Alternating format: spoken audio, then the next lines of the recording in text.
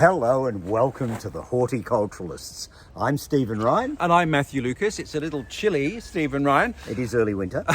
And we do post every week. So do hit subscribe if you want to hear our continuing horticultural adventures, Stephen. What a good idea. We'd love to have you on the ride. We would. So we're standing in a somewhat chilly winter's garden, Stephen. What could we be talking about this week?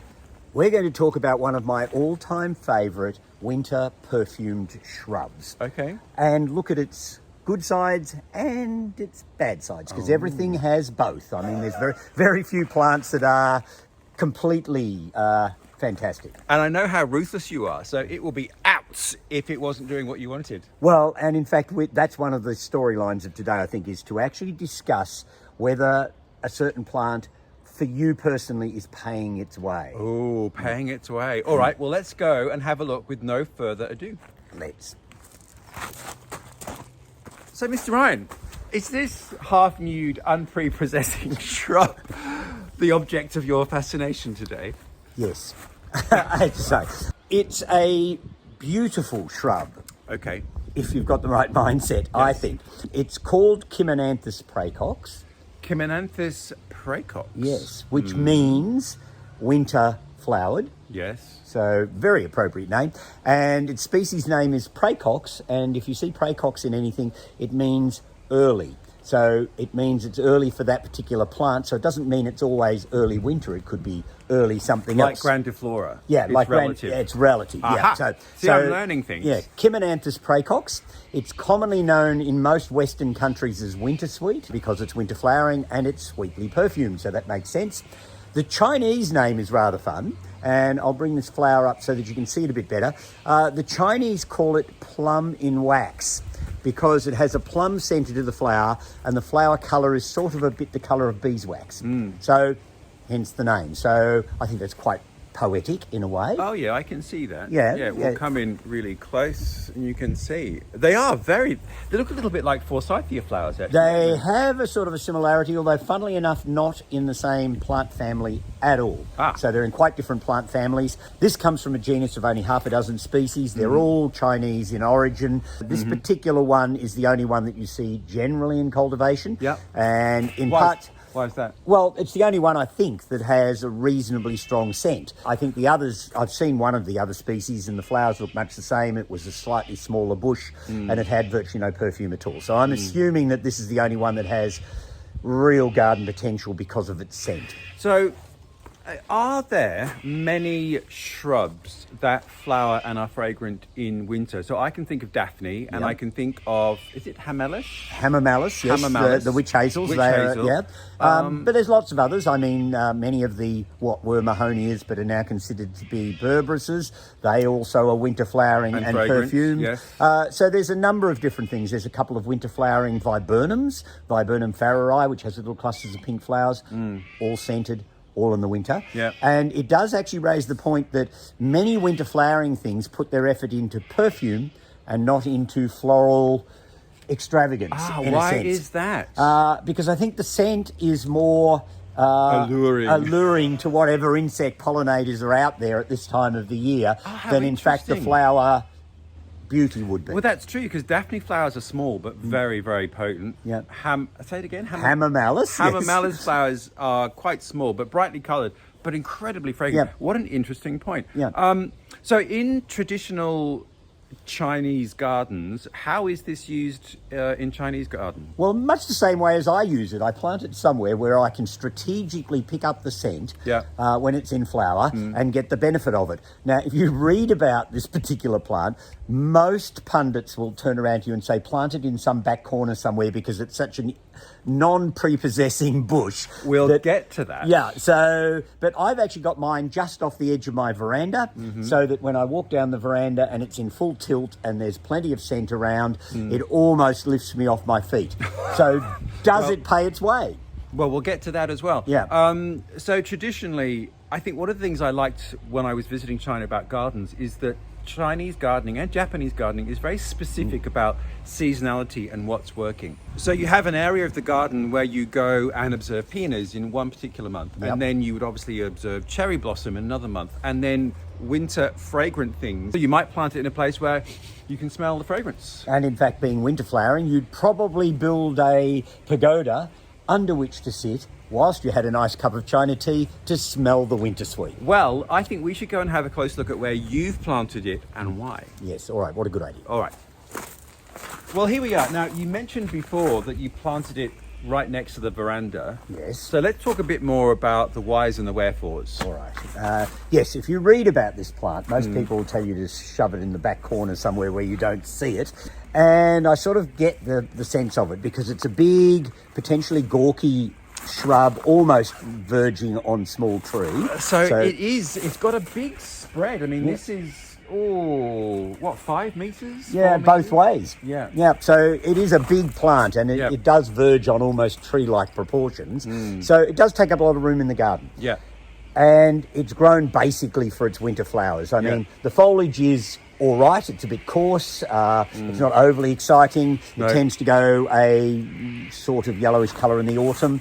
And my tree, of course, has got lots of foliage still on it because we had a cool, damp summer where things kept growing well into the later summer. Yeah. And we haven't had a proper frost in the autumn this year. So my tree is shedding its leaves much slower than normal. So normally you would have the flowers on bare branches. Exactly. Yeah. So it does become more visually interesting in the winter. Must usually. apologise for the, Yes, the we've got a- flock of cockatoos. Yeah, it's one of the downsides of filming in Australia, unfortunately. Yeah. So normally it would look barer.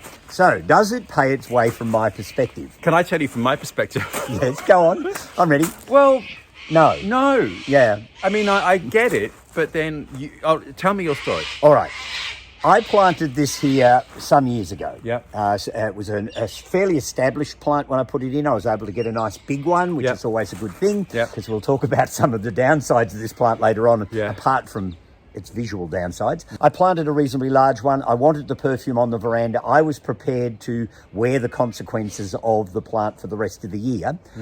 But me being me, I've tried lots of things to actually utilise this space in lots of ways. And I will say, before I knew you, but I heard you speak, one of the things I thought, oh, that's interesting, is this notion of sort of utilising a space Yep. seasonally. So if it happens to be a shrub, then are there two other things? It's like wearing your wardrobe. What are the 10 ways you can wear this dress? Well, exactly. It's the same What with else this. can this do? All right. Well, initially, and it worked very well for some years, I planted a clematis through this plant. Yep. It was one that I could prune down at the end of autumn, early winter, Yep. right down to a stump at the bottom. Yep. And then it would send up shoots that went up through the tree. And then it was one called, I think, Twilight, which was a rather weird name for a clematis that was a sort of a soft mauve. I don't quite know where the twilight came from, but it had quite decent sized flowers and it flowered most of the summer.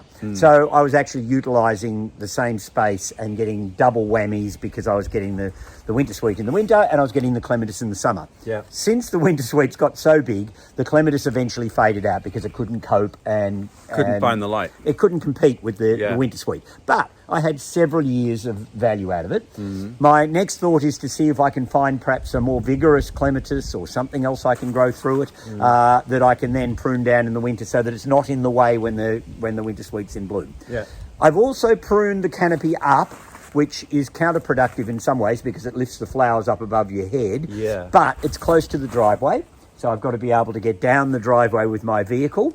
And it has opened up the ground space, and so I can plant interesting ground plants in there to also utilise the space. Well, let's have a look at those in a minute, but Yeah. let's just get back to pruning because you can see from the sort of the base of the plant that you've clearly had a hard go at that Yeah. at various points. So what is the pruning regime of this? And what is the wood that flowers and can you make a bad mistake? Oh yes, you can definitely make a bad mistake with Wintersweet. Heavy pruning will tend to send it out into a lot of water shoot growth, which won't flower the year after you've pruned. So if you prune really heavily, then you're not going to get flowers. You could hack it down to a stump. You could if it was butcher too big or you could bring it right down to the base and it would start off again. But it may take 2 or 3 years to settle down and flower again if you prune so viciously. Yeah. So I prune selected branches out of mine on a regular basis because it gets heavy. Because you can see that some of the wood is quite old. Yeah, and so it gets heavy and it sort of pulls itself down with its own weight. So then I have to lift the canopy again. And I do that sort of semi-regularly, probably every couple of years. And that way I can manage the plant. Yeah. And actually, while I'm holding this up and we're talking of flowering, the flower buds, as you can see, are actually coming out of the stem. Yeah. So that obviously reinforces that point about if you cut off old wood, you can lose your flowering season. Yeah, and the other thing with it, of course, is that I don't hesitate to pick sprigs because it's very nice to bring into the house and it can scent a whole room if you put it into a warm room when it's in flower. So the it perfume lasts. can be intoxicating as a cut flower. So it's very worthwhile growing for that purpose. So, yes, I know that I don't get a lot of value out of it for many, many months of the year. Its foliage is not that interesting other than it's slightly sandpapery to feel. When it starts to flower, it starts at the beginning of our winter. So in the Southern Hemisphere, that's June. When you're feeling a bit miserable about the later winter things haven't started. I mean, I haven't got any hellebores in flower. I haven't got any winter bulbs Thank in goodness, flower. because I hate hellebores. Don't go down that path. I'm going to take you and do some aversion therapy on that in due course. No, it's illegal. So it's a really downtime in the garden. So the Wintersweet comes out just when you need something. So it will keep going right through July, possibly into early August in the Southern Hemisphere winter. So I'll get 2 to 3 months of value out of it. Really? That's which is a long not time. bad. So, talking of its growth habits and that joke about planting it in the corner, you were mentioning that you could espalier it against the wall, and that's how it's often used in Britain. Yeah, in Britain they often sort of fan it out over a warm wall. That hardens the wood better. You can then turn it into something sculptural by, in fact, tying it back and pruning it appropriately so that you've got a very handsome wall shrub. So you could grow it that way and then it wouldn't take up so much space. Yeah, well, actually might be quite practical, also in a smaller garden, because you could still have it, but it's not going to have that huge spread. Well, let's go and just have a look a bit more closely at what you are now doing underneath it, because that's also interesting. Yeah, all right, let's do that. So, Mr. Ryan, you can see then that you've lifted the canopy, so you have all this space now. So what have you been rethinking? So what have you changed around the face of it? Because I now can get in underneath and I can visually see in underneath. That helps. Yes. I've decided to turn this almost into a mini woodland. Yeah. So it's a nice shady spot. Yeah. And so I filled it up with some interesting plants that come and go at different times of the year or give me permanent greenery when the Wintersweet is there in the winter. So, just to quickly go through what we've got here, we've got one of the epimediums, one called Fronlectin, which has little yellow flowers in the spring. And these are really tough, aren't they? Yeah, it's a lovely tough plant, good foliage, permanent foliage, and then yellow spring flowers. We've got Iris fetidissima, which goes under the wonderful name of the stinking Gladwin, or the beefsteak plant, whatever you want to call it. Permanent, good foliage. Can be a little weedy. It self-seeds itself around a bit, but unusual to find a bulb or an iris that will flower in shade. Yeah, well, it is. It's a woodland iris, so that's perfectly good for this sort of aspect. And are the flowers attractive? Flowers are pleasant but not overly showy. Its seed pods with its orange seeds in it in late autumn can actually be much more interesting. You've got one left. What's this that's coming up? That's a ferula that's come up of its own accord. I've got a giant fennel that's decided to self-seed itself in there. It'll be interesting whether I leave it or not is one thing. And finally up at the top end there, at least visually at the moment, we have here a thing called a sarum, and it's an evergreen species. This particular one is one called cordatum, and it gets funny little brown flowers with long whiskers on it that sit under the leaves. So you've got to go hunting for the flowers on that. But it does make a very, very good ground cover. And there's some wild geranium that's taken off. There's also cyclamen in here, which aren't that obvious at the moment. There are trilliums in here. Oh. And we did do a trillium story at some point or another. Where are They're in there somewhere near the iris. Oh, okay. And they will come up in the spring, and I'll have the lovely purple flowers of the trillium. And so there's this sort of succession. And there's my favourite... there's some hellebores at the far end. Hell of a boar. And I selected the colours. They are in pinks and whites, and there's doubles, there's picoteed ones, there's ones with collarette flowers, which have the sort of staminoi or petaloid stamens and things in them. So I've made a sort of selection of particular types of hellebores in here. So there's nearly always something of interest, even when the Wintersweet isn't. So there you go. Always something to think about. Yeah. So, Mr. Ryan, flowers, viable seed, propagation is a doddle. Yes and no. This is one of the really sad points about this particular plant. Yes. In Australia, most plants that are sold are raised from seed. Yep. It's actually quite easy to raise it from seed. Yep. So if you find one with seeds on it, you can sow the seed and away it should go. Yep.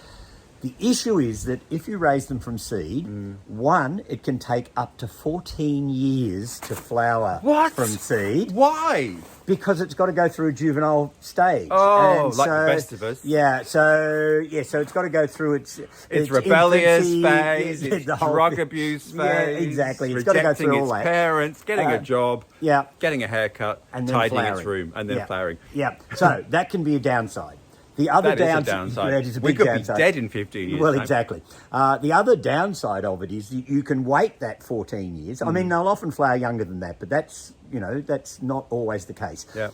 But when it does flower, after you've waited all that time, No guarantee. There's no guarantees with it. So when you buy a seedling plant, Yes, of any sort, really. yeah, well, the flower colour can vary from almost a parchmenty white, which is actually not particularly pretty, I don't think, through to quite a strong yellow. So you can get some quite strong ones. And there's a selected variety called luteus, which means yellow, which has particularly large and particularly yellow flowers. And it was given a Royal Horti-Cultural Society award at some stage or another. Yep. It is in Australia, but I've never seen plants of it available for sale, unfortunately. So you not only can't be sure of the colour, but even worse, you can't actually be sure that your plant, when it flowers, is even going to have any perfume, let alone a good so perfume. after 15 years, taking up all this space, you've got dull flowers that don't smell. Yeah, exactly. So that Compost can happen. heap. It can happen. So it is one of those plants that you have to be prepared to take a risk with, potentially. Well, or can you just not propagate it vegetatively from a good specimen? Most nursery people don't propagate it from cuttings because you get a woefully small percentage of plants that will take. Really? Hence growing them from seed. That's odd. I would have thought, given its sort of vigorous growth habit, that it would have been relatively easy to grow. No, it's from not. cuttings. It's actually surprisingly difficult to strike from cuttings. Yep. Another way that it can be grown, but again commercially isn't worthwhile, is by layering. It can take 2 years for a layer to take root. And of course, if you're pinning layers down into the ground, even at the end of the process, you're not going to have many plants. It's also not attractive. No, well, it is a problem that way. Yep. So it's not the best way for a commercial person to grow the plant. Right. So what you're saying is, what are you saying? Well, I'm saying you either buy a young plant, sit back and enjoy the rest of your garden until it does something, or if you can manage to find a well-advanced plant that is getting closer to its flowering phase. I have to say, I cheated with this one. I had a grower that was growing them out in the open paddock, and he was growing them up to, or around about 2.5 metres or more.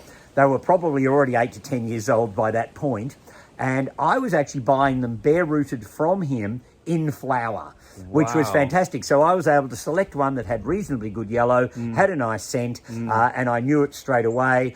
I had to pay a premium for the plant, of course, because it had been grown for ages. Good things often cost more. Yeah, and he stopped doing it. So you can't get them anymore. He put a whole crop in the ground, and unfortunately the next year the rabbits decided they liked it and they cleaned out his crop, and he's never done it again since. So I was hoping I was going to have a reliable supply of flowering size Wintersweet. You could sell to people. Yeah, that I could sell on, but that doesn't happen. So now I either raise them myself from seed, or I buy them as young plants. And wait. And wait, yes, or let other people wait when they buy it from me.